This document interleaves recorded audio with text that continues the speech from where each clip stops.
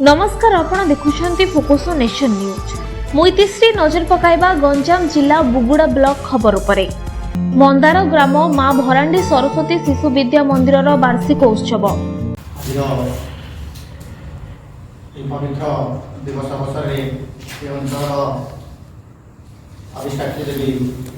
Polasara block अंतर्गत मंदार ग्राम मां भरांडी सरस्वती शिशु विद्या मंदिर वार्षिक उत्सव अति निराडंबर भाव पालित हो जाइछि। वरिष्ठ शिक्षक तथा विशिष्ट समाजसेवी स्वर्गत सनातन पंडा एवं विद्यालयर मेरुदंड तथा प्रधान शिक्षक स्वर्गत दिलीप कुमार नंदक स्मृतिचारण करा जायतिला।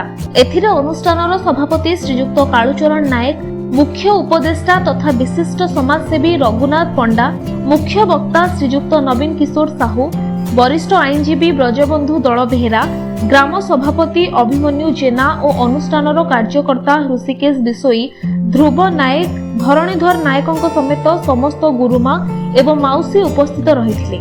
अनुष्ठानर प्रधान आचार्या श्रीमती रश्मिता दलबेहेरा कार्यक्रम परिचालना करथिले।